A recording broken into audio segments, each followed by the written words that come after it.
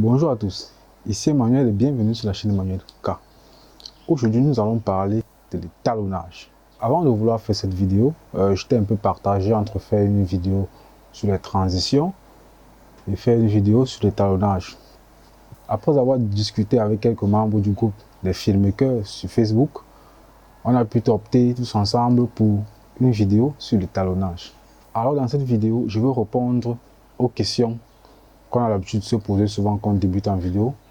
C'est quoi l'étalonnage? Pourquoi est-ce qu'on fait un étalonnage? À quoi sert l'étalonnage? Quel est le but? Dans quel but faisons-nous de l'étalonnage? Je vais essayer de répondre à toutes ces questions au cours de cette vidéo. Surtout, reste très bien concentré jusqu'à la fin car j'ai une astuce bonus pour toi.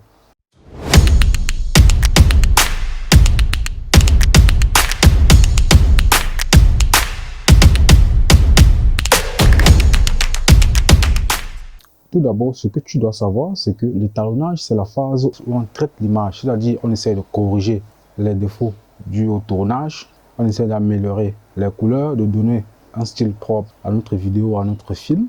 Bref, l'étalonnage consiste à corriger les défauts d'une image à des fins esthétiques ou cinématographiques. L'étalonnage aussi permet aussi d'exprimer beaucoup de choses, la joie, la gaieté, la tristesse.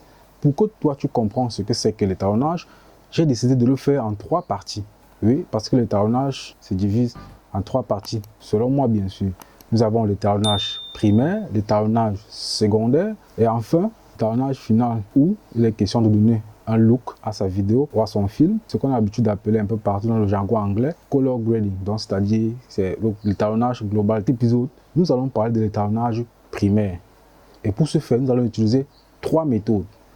Une méthode avec un plugin de chez Red Giants que j'apprécie beaucoup, qui est Colorista. Une autre méthode avec Couleur Lumetri de Premiere Pro. Une autre méthode avec des luttes que j'aurai au préalable générées gratuitement pour vous. Sans plus attendre, nous passons sur Adobe Premiere Pro. Pour cet épisode, nous allons utiliser 2 images de 2 caméras différentes avec 2 profils différents. Nous allons utiliser une vidéo tutoriel qui est fait bien évidemment avec ma caméra, une GH4, et une seconde vidéo qui a été tournée avec un collègue à moi, Pusher, qui a été fait avec une Sony Alpha 6300. Donc ce sont ces 2 images qu'on va utiliser pour l'exercice. Pour le temps, on passe à la première méthode, qui est celle d'utiliser Colorista de chez Red Giants. C'est un plugin que vous pouvez trouver en ligne et un peu sur internet. Donc on va commencer par là. Une fois dans le logiciel, on vient. Une fois là, on glisse notre image sur la timeline. Et après ça, on crée un calque d'effet. Toujours appliquer ces effets de correction colorimétrique sur un calque d'effet, jamais sur l'image. Donc on crée un calque d'effet. On le glisse là. On vient dans les effets. On cherche l'effet Colorista. Oui, et on le glisse sur le calque d'effet. Une fois là, nous revenons à la fenêtre des options d'effet. Nous allons cliquer sur Guided Color Correction. Voilà. On a une fenêtre qui s'ouvre. Directement ici, on peut déjà voir un avant-après en fonction du type de caméra que vous aurez, des profils d'image que vous aurez créé. Une fois ce continu, on va nous proposer plusieurs types d'images déjà que le plugin va générer en fonction de notre image. Bon, moi je vois que celui-ci est un peu trop surexposé, celui-ci pas bien, celui-ci non. Moi je prends toujours celui-ci. Non, moi je vais prendre flat. Voilà. Je vous conseille toujours de prendre flat. Ici maintenant on demande ici, il s'agit de régler les noirs. Voilà. Ouais, ces petits traits. Ce petit trait signifie que c'est où il y a l'équilibre en termes de noir sur votre image. Donc à chaque fois que vous allez voir ce trait, sachez que c'est où il y a l'équilibre en fonction de ce que nous sommes en train de modifier. On vient là pour le noir. Voilà. Même chose pour les blancs. Je cherche là. Ne vous en faites pas, si ça brûle juste un peu là, ne vous en faites pas. Ces petits points rouges ici vous montrent les zones de votre image qui est surexposée. Donc dans mon cas, moi je peux laisser parce que c'est pas assez beaucoup. Une chose ici pour basse lumière. Le contraste, on vient là. Voilà. La saturation, voilà. Un peu là. Vous voyez qu'on a déjà quelque chose de bien. Ici maintenant, il faut donner, voilà, ici c'est température, la teinte. Donc moi je vais un peu souvent aller un peu dans le bleu, un peu dans le magenta. Voilà, ici, c'est souvent ici là que moi je sais un peu de tricher pour déjà un peu avoir un petit aperçu de ce que je peux avoir à l'étalonnage final. Là on met une balance, voilà, directement. On peut voir un avant-après. Directement ici, on peut déjà voir un avant-après. Voilà, vous pouvez convenir avec moi que on a déjà quelque chose d'assez bien, juste en quelques clics. Donc, avec ce plugin, pas besoin d'être un grand professionnel pour faire une correction primaire. On peut déjà voir qu'en quelques clics, on a déjà quelque chose de très bien. Pour le deuxième exemple, nous allons essayer de faire la même chose sur une image qui était prise en extérieur sur une Sony A6300. Donc, on y va.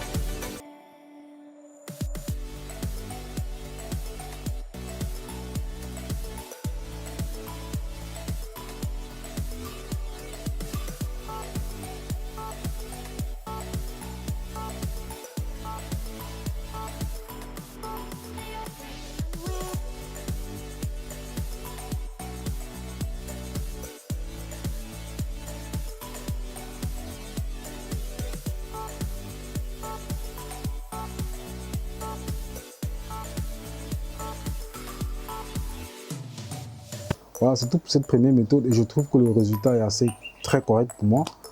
Nous allons passer à la deuxième méthode parce que ce n'est pas tout le monde qui a forcément ce plugin à sa disposition. Donc nous allons passer à la seconde méthode qui est celle d'utiliser l'effet couleur-lumétrie d'Adobe Premiere. C'est parti.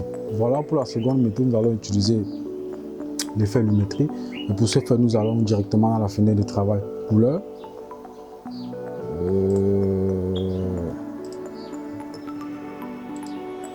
Voilà ça. Ah, mon écran est désancré. Bref, c'est pas grave.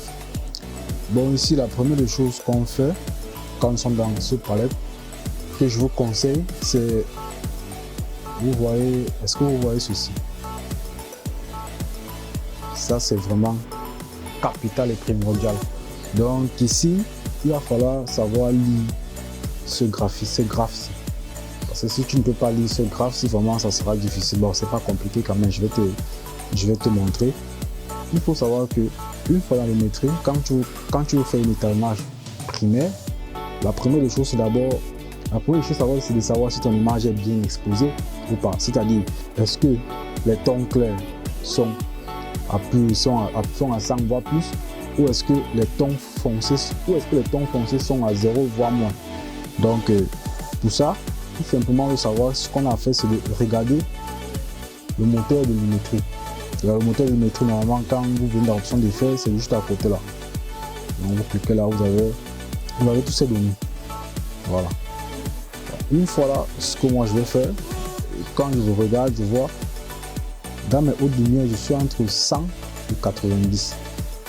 Et pour vraiment, ce que je vous conseille, c'est toujours d'avoir vos hautes lumières entre 80 et maxi 90. Pas maxi 100, maxi 90. Parce que si vous n'avez pas un bon écran dédié à l'étalonnage, vraiment ce que je vous conseille, c'est de vous fier à ce graphique-ci. Voilà. Voilà. Ici, ce qu'on va faire, on vient ton clair, on baisse un peu le ton clair là. Voilà.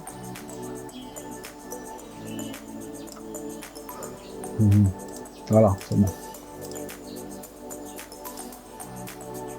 Comme j'ai dit, pour baisser les lumières, pour que nous soyons entre 80 et 90, nous allons venir prendre les blancs. Nous allons baisser les blancs. Elles sont baissées, ça devient trop sombre. On va baisser les blancs à un niveau. Voilà. Nous sommes déjà entre 80 et 90. Donc là, déjà, c'est là très bon. Maintenant, s'il faut ressortir la lumière sur le personnage, ce qu'on peut encore faire, c'est les tons clairs. On peut venir, on augmente les tons clairs. Voilà. Bon, maintenant, on essaie de voir, on voit que les noirs ne sont pas assez présentes sur notre image. Donc, ce qu'on va faire, voilà, on va baisser un peu les noirs. Donc, on vient ici, voilà. Et n'oubliez pas que les noirs doivent toujours être entre 10 et 0. Jamais soit à 0 plus, c'est-à-dire ce genre-ci. Donc c'est saturant.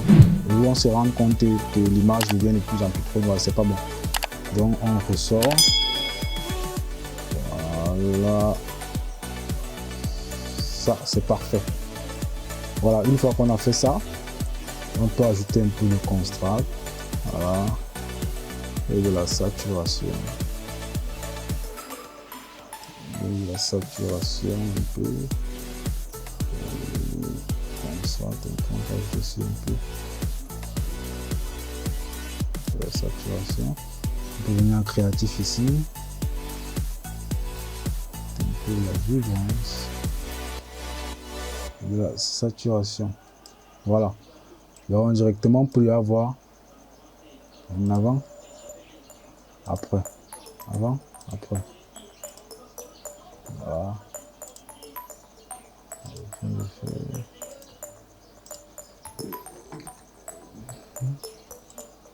Voilà, c'est tout pour la deuxième méthode. Comment est-ce qu'on peut faire rapidement un étalonnage primaire avec l'Lumetri. On peut aussi aller un peu plus loin avec en jouant aussi avec l'exposition si nous avons une image assez très pas bien éclairée, chose qui n'est pas bien parce qu'il faut toujours au préalable bien éclairer son sujet, donc bien l'exposer au tournage.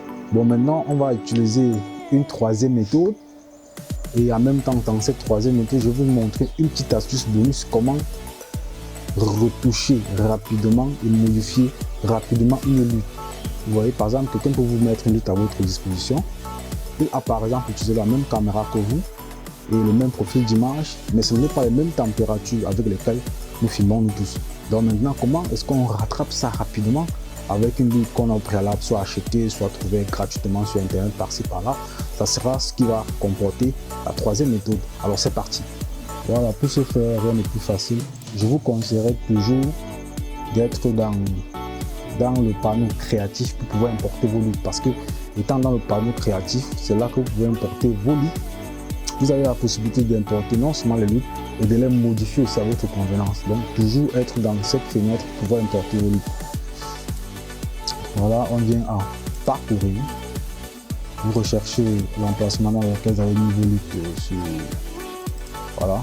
Donc j'ai pu générer les luttes à partir des images de ces caméras que j'ai pu télécharger sur internet.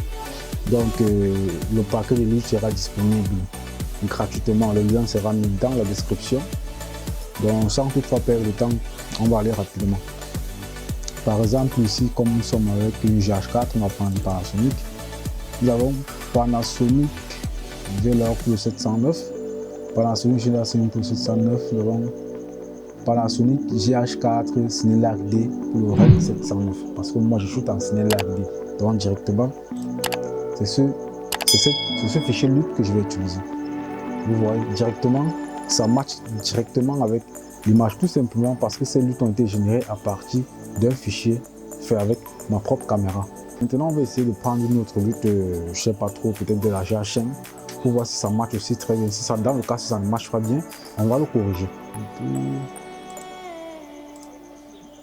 Par exemple, voici une lutte qui ne donne pas vraiment très envie. Voilà, maintenant, comment est-ce que je vais ajuster cette lutte-là pour avoir le résultat que je veux?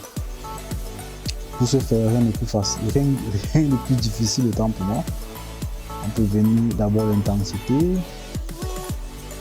On augmente ici l'intensité. D'avoir l'intensité. Ici là, ça permet d'ajouter, soit réduire l'intensité de la lutte sur l'image. Désolé. Une lutte, c'est quoi? Une lutte, en fait, c'est un peu comme un filtre Instagram que vous déposez sur votre image. En fait. Donc, c'est un peu ça en grosso modo. Parce que ce sont des filtres qu'on génère en fonction des images pour permettre d'aller rapidement dans le processus d'étalonnage. Voilà.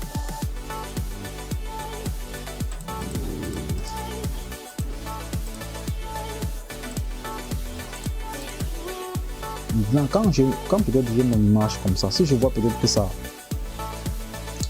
explose trop sur mon visage, ce que je peux faire, je peux venir l'intensité, on baisse.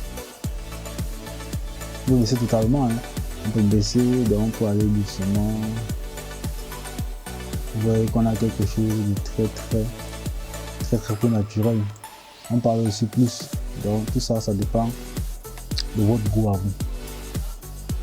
Donc voilà, vous pouvez vous amuser avec tout ça, la vivance, un peu de saturation. On baisse là, voilà. On peut venir encore là, on peut baisser le ton foncé. Voilà. Voilà.